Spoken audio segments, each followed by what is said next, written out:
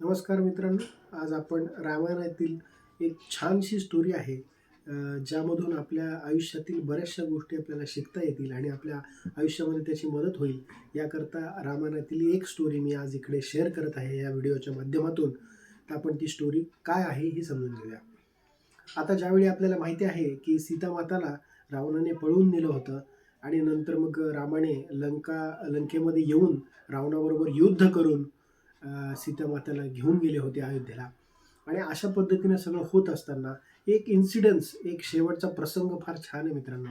तो प्रसंग असा आहे की ज्यावेळी रावण स्वतः युद्ध करण्यासाठी आला होता रामाबरोबर आणि राम प्रत्येक वेळी त्याला बाण मारत होते, पण तो काही मेला जात नव्हता. त्याचे प्रत्येक शिर जे होतं ते कटत होतं, पण परत जुडलं जात होतं.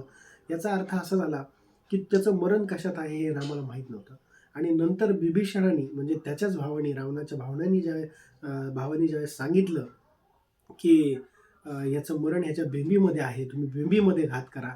त्यावेळेस रामाने बरोबर बिंबीमध्ये बाण मारला आणि त्यावेळेस रावण खाली पडला.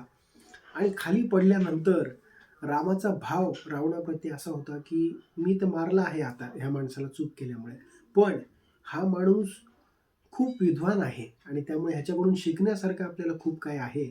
आणि त्यामुळे त्यांनी लक्ष्मणाला सांगितलं की तू रावणापाशी जा, त्याच्या मरत्या क्षणी त्याच्याकडून काही जर तुला शिकता आलं तर शिकून घे, कारण तो माणूस खूप हुशार आहे.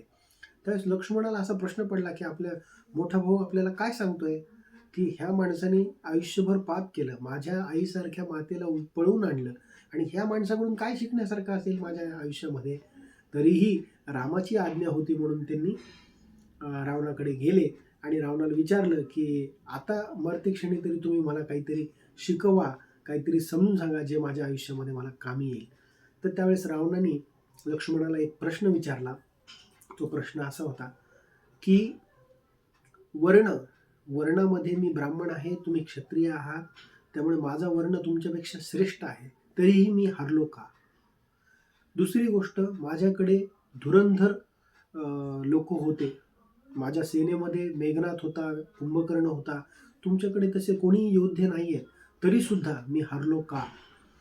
तिसरी गोष्ट, तुम्ही माझ्या युद्धभूमीवर येऊन मला हरवलंय. मी तुमच्याकडे आलो नव्हतो, तुम्ही माझ्या युद्धभूमीवर एवढ्या 7 समुद्र पार करून आलात आणि माझ्या युद्धभूमीवर मला हरवलंय. मी हरलो का?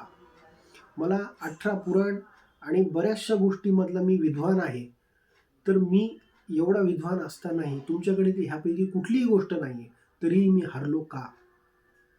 त्यानंतर मी शंकराचा एवढा मोठा भक्त आहे, सगळ्या गोष्टी माझ्याकडे होत्या, परत मी नवग्रहाला सुद्धा बंदी केलेलं होतं, म्हणजे एवढा ताकदवान मी आहे आणि तुमच्याकडे तर तसं काहीच नाही आहे. तुम्ही एक साधारण घरातून काढलेले 2 ब्राह्मण क्षत्रिय आहात की तुम्ही 14 वर्ष वनवास सहन करून इथपर्यंत पोहोचलात आणि तरीही तुम्ही मला हरवलं का?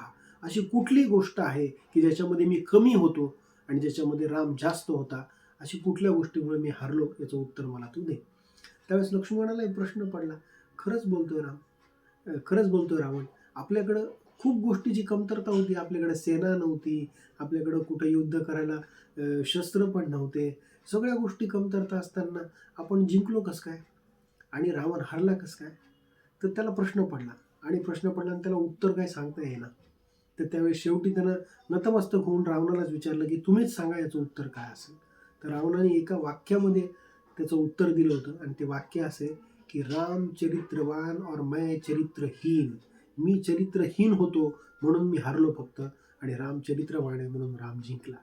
त्यामुळे आपल्या जीवनामध्येही चारित्र्याचं किती महत्त्व आहे हे आपल्याला या स्टोरीवरून लक्षात येईल. आपल्या सर्वांसाठी ही स्टोरी. धन्यवाद.